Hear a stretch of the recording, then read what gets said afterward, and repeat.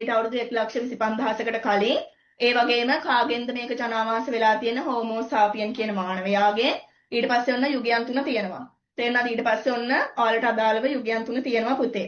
හරි. මේ ටික මතක තියාගන්න කවුද මානවයා අවුරුදු කීයකට කලින්ද කියන එක. ප්‍රාග්ඓතිහාසික යුගය ගත්තට පස්සේ මෙරට ලිඛිත ඉතිහාසය ආරම්භ වීමට පෙර අවධිය තමයි පුතේ ප්‍රාග්ඓතිහාසික යුගය කියලා කියන්නේ.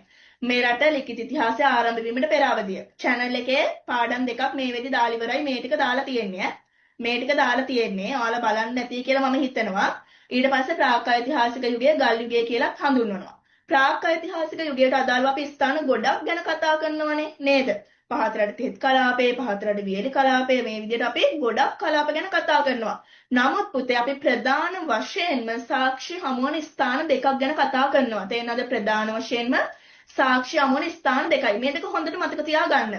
රත්නපුරේ සහ එහි අවට ප්‍රදේශවල පිහිටි මැණික් පතල් එකක්, අනිත් එක මොකද්ද? ඉරණමඩු සැකැස්ම. ඔය දෙක මතක තියාගන්න. මොකද ඔය දෙකෙන් තමයි පුතේ ගල් යුගයට එහෙමත් නැත්නම් ප්‍රාග්ඓතිහාසික යුගයට අදාළව තොරතුරු ප්‍රධාන වශයෙන් සාක්ෂි ලැබෙන ස්ථාන දෙක වන්නේ. හරි නේද? හරි. ඊට පස්සේ පුතේ බලන්න මෙතන දීලා තියෙනවා රත්නපුරේ සහ එහි අවට ප්‍රදේශවල පිහිටි මැණික්පතල් ගැන විස්තරයක්. ඊට පස්සේ ඉරණමඩු සැකැස්ම ගැන විස්තරයක් දීලා තියෙනවා. ඊට පස්සේ මෙතන තියෙනවා පුතේ ගල් යුගයට අදාළව ප්‍රජාව ජීවත් වුණ ප්‍රධාන පරිසර කලාප පිළිබඳව පරිසර කලාප ටික බලා ගන්න.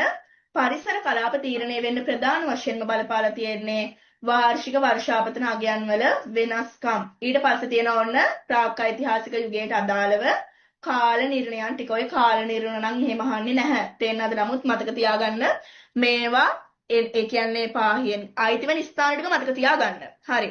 ඊට පස්සේ ප්‍රාග්ඓතිහාසික එලිමහන් කඳවුරු සහ ගල් ගුහා වාසස්ථාන.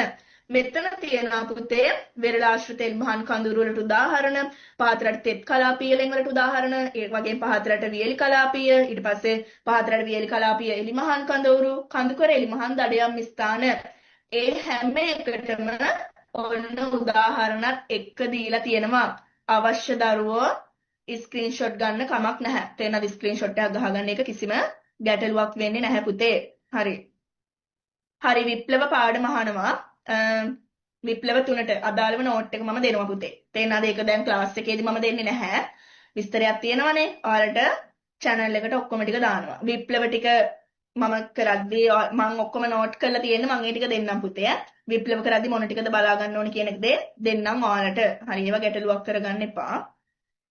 හරි. ඊට පස්සේ මොනවද තේරෙන්නේ? හරි. මෙන්න මේ ටික නෝට් කරගන්න. දැන් ප්‍රාග්ඓතිහාසික යුගයට අදාළව පුතේ